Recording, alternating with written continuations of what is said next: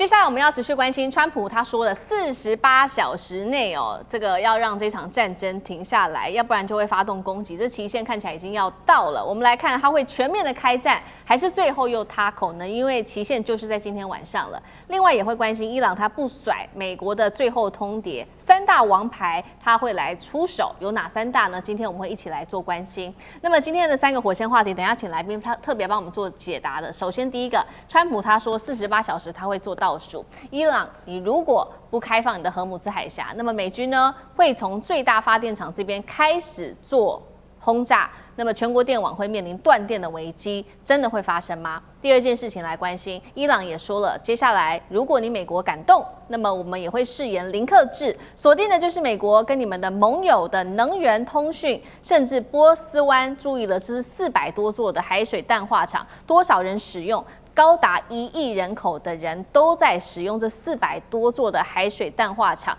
如果沒有水了，中東富國還能撐得住嗎？這些富有的富豪也能夠撐得住嗎？這是第二個問題。最後今天也會關心剛剛說的川普他對伊朗下了最後的通牒，那麼美軍接下來會祭出哪一些招式呢？現在說有3個，包括了要轟炸它的能源設施，動用石墨炸彈，或者乾脆派地面部隊嗎？我們今天就這些議題會一起來做關心。好，趕快來看到川普的最新發文，剛剛提到的，他說，如果你沒有辦法，伊朗在48小時內完全開放荷姆茲海峽，我們會攻擊各地的發電設施，並且把它摧毀。今天呢，晚上就是大限了，3招。這個美國會來針對伊朗做的攻擊，包括能源設施進行大規模的攻擊，這當中包括轟炸它的電廠、天然氣跟油田。第2招就是用他說的石墨炸彈攻擊伊朗，會造成伊朗國內的電網直接癱瘓。那麼這個石墨炸彈過去在歷史上美國用過2次，第一次是在1991年的波灣戰爭使用，造成當地85%的地區斷電。第2次使用的時間是在1999年，當時的科索沃戰爭，造成南斯拉夫70%的地區都停電。最後川普使用的招數就是直接派地面部隊了，會去直接佔領哈克島嗎？還是荷姆茲海峽的周邊呢？大家也在觀察。當然了，伊朗也不是吃素的，在川普說他要動手之後呢，伊朗也這樣說，他說會攻擊美國跟盟友在中東的能源，還有剛剛我們提到的海水淡化廠，並且呢，他們的國會議長也說了，持有或者是買進美債的金融機構也會遭受到伊朗的攻擊，這是來自於伊朗的最新說法。川普的48小時會如何來解決伊朗會可能採用什麼樣的攻勢？會是石墨炸彈嗎？還是地面戰？艦長怎麼看？其實我們來看，川普每一次的最後通牒，他其實都伴隨着他的部隊的一個進度。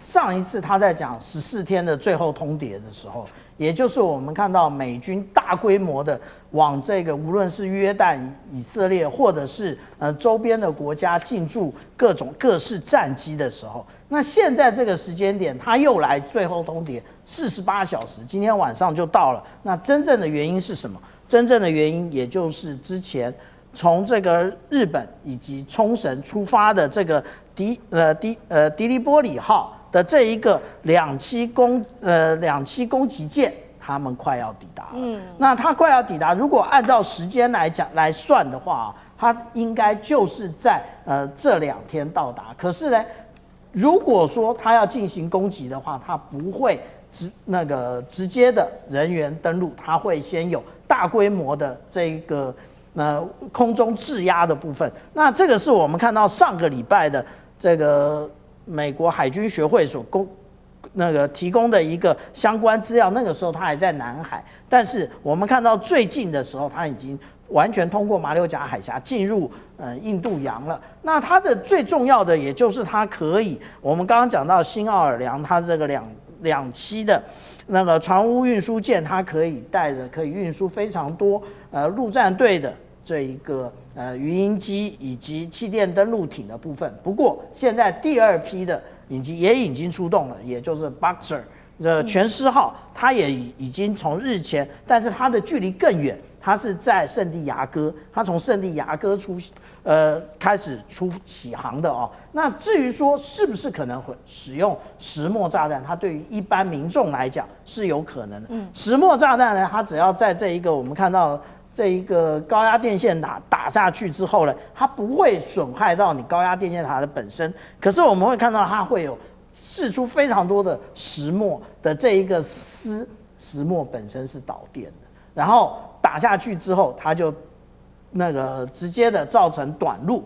那至於說我們剛剛講到的，是不是有可能進行登陸戰呢？其實川普已經為這一些陸戰隊已經先開啟了先鋒，也就是我們在之前看到的，他們對於這個霍姆茲海峽附近的這一個山區已經進行轟炸。那他為什麼要進行轟炸呢？因為他意圖啊，從這個附近那進行登陸。那這個進行登陸的情況之下，但是這附近是有非常多的飛彈的。為什麼？因為其實不用說他們用這種高解析度，我們用 Google 都可以看得到。我們可以看到這是它的一個指揮中心。那這邊呢有一點一點一點的，那這一點一點的其實看不清楚。那我有放大的，也就是我們看到放大這個每一個紅點，通通都是它的一個飛彈推出來的一個位置。那而且呢，它為什麼我們看到這個伊朗的飛彈會不斷增加？因為它的飛彈一邊射一邊造啊，而且它的製造在哪裡？它製造就在這些地道裡頭。我們看到說這個是它的製造的工廠啊。我們看到它這有窗戶嗎？沒有窗戶啊。它這個一看就知道是在地下，然後但是它並沒有一個我們現在這種工業化那個生產線的一個製造流程，它通通都是用人啊。那我們講到說它裡面到底還有多少，我們不知道。那也就是剛剛聶老師所講到的，無論是見證者的無人機啊，其實還有更多的是什麼？也就是有關於上面這一個巡弋飛彈，以及下面的這個反艦飛彈，其實都是打擊的利器啊。所以美國為什麼當初要去攻擊這個？我們看到啊，這就是它攻擊的這個地下掩體的部分，也就是在這個位置啊，也就是它要登陸的是阿巴斯港這個部分，也就是當它打通這個霍姆茲海峽之前，它必須要先把這個地下掩體癱瘓，人員從這裡登陸。好，這個是美國川普他說48小時內，如果荷姆茲海峽這個伊朗還不讓步的話，那麼美軍的部分會採取的行動，3大行動，剛剛艦長已經帶我們一次看清楚了。那伊朗呢？伊朗他當然也有所動作了。他說接下來還要做的事情是叫做零克制的這個計劃，瞄準的就是美國跟盟友最致命的，也就是大家每天都要喝的這個海水淡化廠。那這邊400多座的淡化廠，他說他要做攻擊。這邊供應的是1億人口，剛剛講到了。我們來看到哪一些國家特別依賴這些淡化廠？其中 CG 面板上我們看到卡達99%都是靠這一個淡化廠的，還有科威特、巴林等等，也是同樣90%以上。那如果伊朗真的去攻擊的話，還得了呢？會變成波灣公敵嗎？那重點來了，中東的這些富人撐得住嗎？楊老師怎麼看？川普在台北時間3月22號早上的7點44分，在他的 True Social 推文，他說給伊朗48個小時，你要完全的就是放行荷姆茲海峽，否則我將會轟炸而且摧毀。他用轟炸且摧毀所有伊朗的電廠，就從最大的電廠先開始。伊朗最大的電廠是什麼？是剛才小艦長提到的那個核電廠，叫布什爾核電廠，在伊朗的西南部。那個是2011年開始啟動的，但是其他的電廠伊朗有幾十個，都大部分是用天然氣發電。所以換言之，如果照他所說的，明天早上3月24號早上7點44分就48小時到台北時間，那我們就會看到川普接下來會不會就開始發動攻擊伊朗第1大核電廠，然後接下來所有其他的核電廠，而且要把它摧毀。我把它叫黑色星期2。如果真的這麼做的話，對，我跟各位保證，川普一定踏空，不可能做這種事情。但是他會不會攻擊其他的設施？我覺得會，也就是他會把這個攻擊提升，攻擊其他的設施。因為如果真的照他所說的48小時要把整個核電廠擊中且摧毀，而且所有的其他的電廠，第一個所有的戰爭當中不會去針對這種大純粹民生式的設施，因為你會造成大量的人道的傷亡。這個還不講核污染哦，剛才小艦長有秀那張圖，那個核污染是整個海灣哦。然後呢，整個伊朗的學校、人民，然後呢醫院就沒電，數千萬人沒電，這個會造成多大的傷亡？那扎波羅熱核電廠不就一直沒有被打嗎？所以過去啊，我們曾聽過，以前那種好像是這個在對日抗戰的時候讓黃河決堤，哦，有這樣子的種說法跟好像傳聞過。那個時代的戰爭真的是打這種形態的戰爭，現在你還玩這種戰爭，不可能。所以你有發覺到美國的政治人物、媒體或者歐洲都沒有在警告川普，你真的把那個核電廠完全摧毀，那還得了？對，那比扎波羅的核電廠還要大好幾倍的。沒有人在乎，為什麼？因為大家覺得川普一定他口。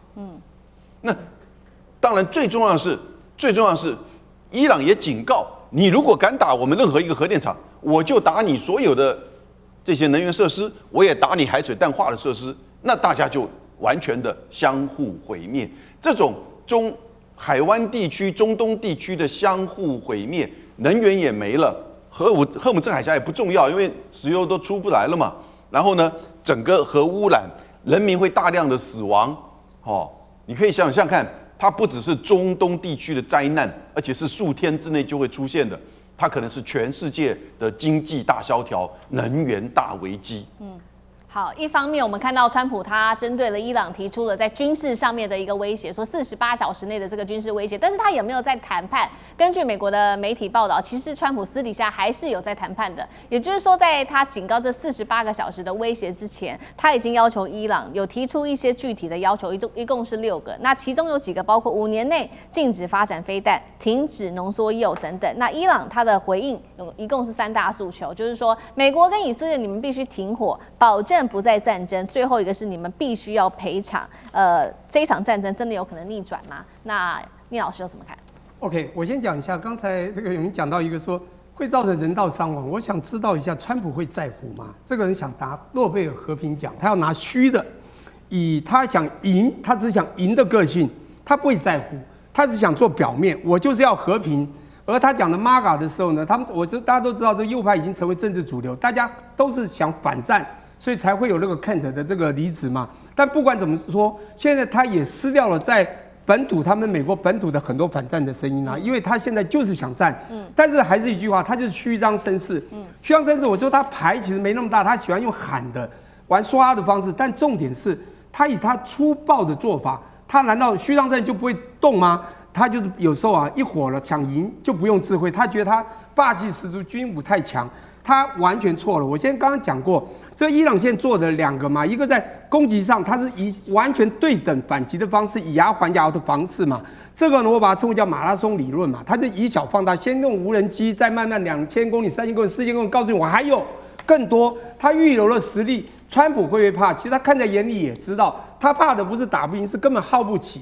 第2個呢，我講他的攻擊戰術，防禦戰術，剛剛就講到地鼠理論嘛。邊打邊造嘛，所以你看他中間還會出來，所以川普也看不到你到底一個國那麼大，文化這麼久，人那麼多，你還有多少東西能跟我對視？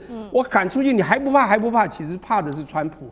我這樣講一下哈，你虛張聲勢久了以後，請問一下對方怎麼樣？對方一硬，只要2樣東西，第一不怕死，第2很重要，看穿了你川普，他才敢這樣硬下去嘛。那他知道你可能是打得贏，但是你打贏了你耗不起，你耗下去完了。這是一個標準的消耗戰，大家還看不清楚嗎？當然，我剛剛講到很清楚，他一天已經分析出來是8.91億的這個美元的消耗。請問美國的軍武，不管是飛彈、所有的戰機、所有的東西，它的庫存有多少？他真的這個全世界他所有的實力只為了打伊朗嗎？他未來不要活了，未來不用再去支援，我們不要講攻擊別的國家，支援其他想要幫的這個所謂的阿拉伯也好、北約去協助嗎？他又連能力都沒有，要求人家來幫他了。請問你覺得他還敢真的一直打下去嗎？講到最後一個地面作戰，我覺得有時候啊，我不知道他到底要想到什麼。我的認為啦，1955年到1975年發生什麼是越戰？美國發生了什麼樣的一個地面部隊最後怎麼樣？阿富汗作戰看到什麼那個兵嚇到都緊張，都什麼都殺，什麼都打。這不就是跟以前小艦長聽他說過，兵會受不了在水這個福特號裡面會把氣到，你知道嗎？超過半年還在服役，連那馬桶都把它塞了，對不對？情緒不對啊！你這地面戰打到這個兵會受不了的，因為一拖長，美國會輸。第二個，伊拉克也很清楚嘛，用一個假的化學性毀滅性武器就去攻從2003年到2011年打了8年9個月，最後的場景是怎樣？再看看阿富汗，所以今天這個。我覺得還是一句話，川普真的太過自信，也太輕敵了。他這樣走下去的話，我覺得不只是美國霸權呢，我覺得整個 MAGA 戰線哈，把這個川普啊，最後會很容易的就把他下架了。好，謝謝聶老師。那我們休息一下，馬上回來。地緣政治、美中之爭、戰略價值、強權崛起、小國生存。現在與未來，洞悉事件走向，掌握世界脈動，全球觀點，盡在環球大戰。